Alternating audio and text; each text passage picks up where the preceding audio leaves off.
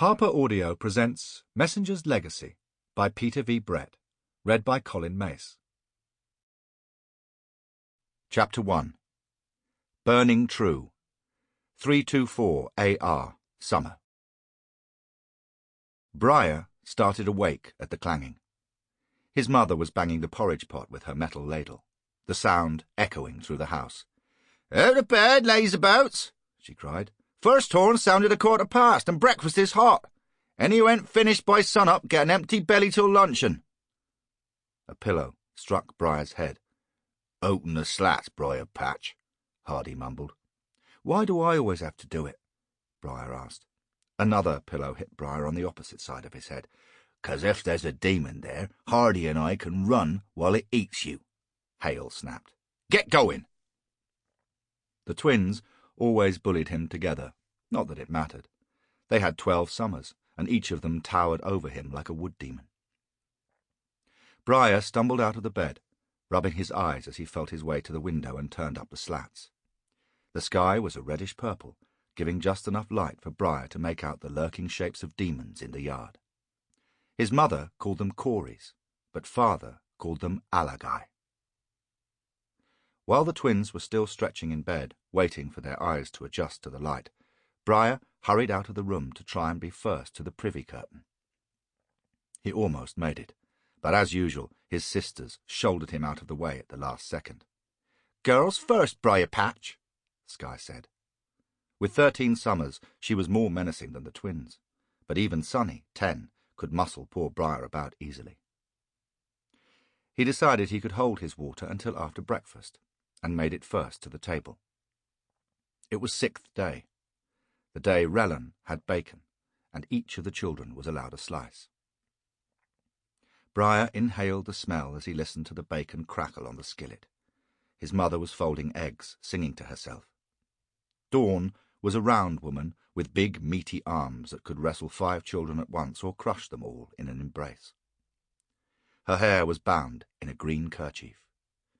Dawn looked up at Briar and smiled. "Bit of a chill lingering in the common, Briar. Be a good boy and lay a fire to chase it off, please." Briar nodded, heading into the common room of their small cottage and kneeling at the hearth. He reached up the chimney, hand searching for the notched metal bar of the flue.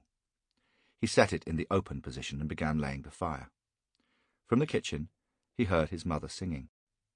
"When laying the fire, what do you do? Open the flue, then leaves and grass, blades and kindlesticks strew, pile bricks of peat moss 2 by 2, bellow the embers till the heat comes through, and watch the fire burning true." Briar soon had the fire going, but his brothers and sisters made it to the table by the time he returned, and they gave him no room to sit as they scooped eggs and fried tomatoes with onions onto their plates.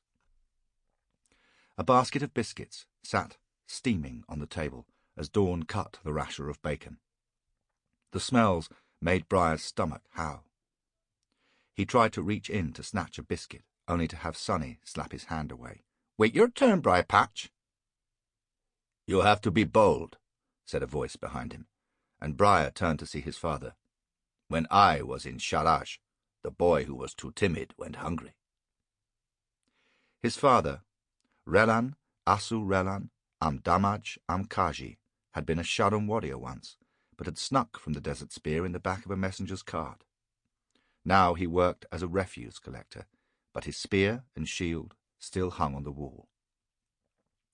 His children all took after him, dark-skinned and whip-thin. "They're all bigger than me," Briar said. Rellan nodded. "Yes, but size and strength are not everything, my son." He glanced to the front door. "The sun will rise soon. Come, watch with me." Briar hesitated. His father's attention always seemed to be on his older brothers, and it was wonderful to be noticed, but he remembered the demons he had seen in the yard. A shout from his mother turned both their heads. "Don't you dare take him out there, Rellan. He's only 6. Briar, come back to the table." Briar moved to comply, but his father put a hand on his shoulder, holding him in place. 6 is old enough to be caught by Alagai for running, when it is best to keep still, beloved," Rellan said, "or for keeping still, when it is best to run. We do Sample complete. Ready to continue?